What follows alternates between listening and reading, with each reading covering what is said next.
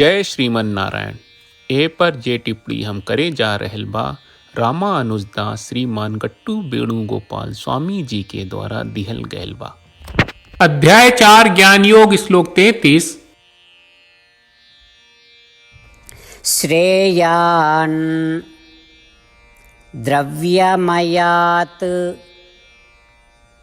यज्ञात् ज्ञानयज्ञः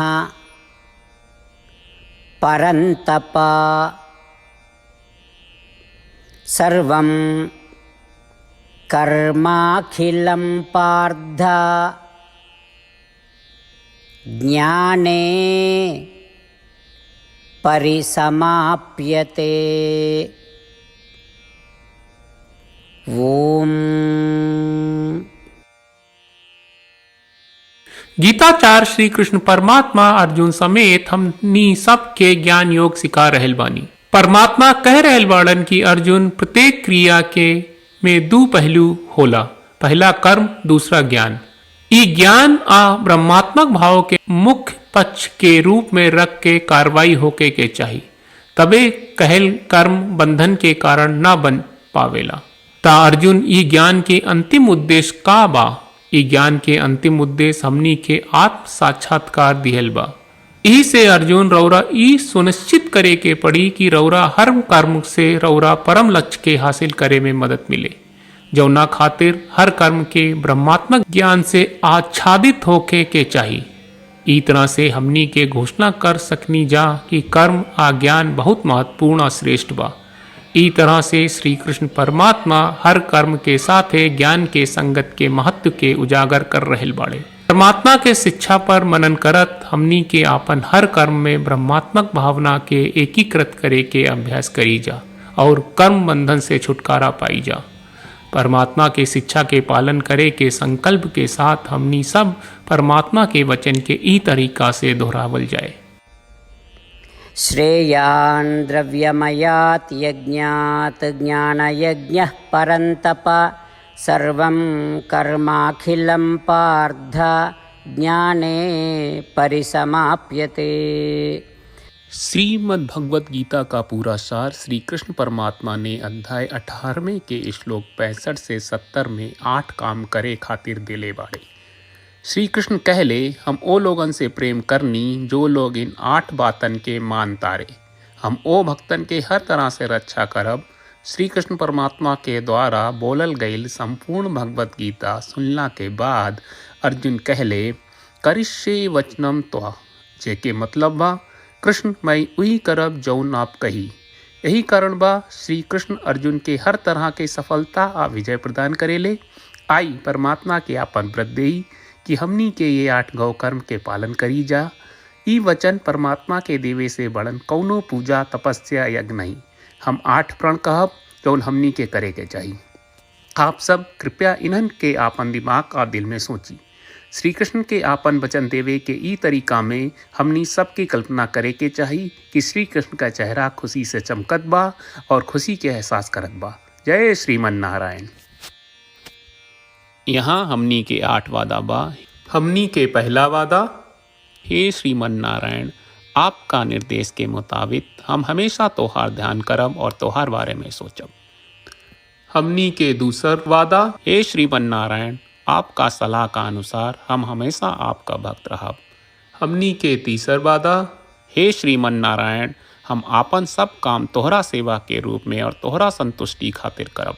हमनी के चौथा वादा, हे श्रीमन नारायण, जैस की आप माने के कहले रहलू, हमरा बहुत विश्वास बा कि हम आपके होई और हम हमेशा आपन दोनों हाथ जोड़ के आपके नमस्कार करब और आपकी पूजा करब। हमनी के 5वां वादा, हे श्रीमन नारायण, हमरा के तोरा बात माम एकम शरणम ब्रज 1866 याद कहले, जहाँ आप हमरा के आपन का अर्पित करे का कहा। श्रीमन नारायण, मैं हमेशा तोहरे शरण में रहब। हमनी के 6वां वादा, हे श्रीमन नारायण, हमरा के तोहरा बात माँ सुचहा 1866 याद कहले कि आप हमनी के शोक ना करे का आश्वासन दे रहे बड़े, हम अब और शोक ना करब। हमनी के 7वां वादा, हे श्रीमन नारायण, आपने हमरा खातिर श्रीमद् भगवत गीता के वितरण करके हम सबके कृपा कहले और आशीर्वाद दहले बा। हम वादा करत बानी कि रोजाना कम से कम एक श्लोक पढ़ब या सुनब। हमनी के 8वां वादा। हे श्रीमन नारायण, आप गीता के पूरा मानवता तक ले गयलू। हम गीता में आपके दिव्य वचन के उन भक्तन तक पहुँचावे के प्रयास करब जे गीता से अपरिचित बा। हे श्रीमन नारायण, हम उई करब जौन तू करे का कहब। हम ऐसन व्यवहार करब जैसन आप चाहत बानी और हम खाली आपका खातिर काम करब। श्रीमन नारायण के रोज आपन वचन देहल कि हम ओइस करब जैस आप कहत बानी, ई अपने आप में बड़न पूजा बा। श्रीमन नारायण, करशे वचनम त्वा। श्रीमन नारायण, हम तोरे निर्देश के मुताबिक काम करब। सर्वम श्री कृष्ण अर्पणम अस्तु। जय श्रीमन नारायण। श्रेयान् द्रव्यमयात् यज्ञात् ज्ञानयज्ञः परन्तप सर्वं कर्माखिलं पार्थ ज्ञाने परिसमाप्यते। ॐ श्रेयान् द्रव्यमयात् यज्ञात् ज्ञानयज्ञः परन्तप सर्वं कर्माखिलं पार्थ ज्ञाने परिसमाप्यते।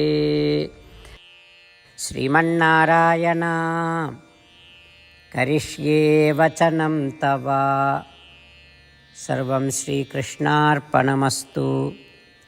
जय श्रीमन्नारायण। जय श्रीमन नारायण।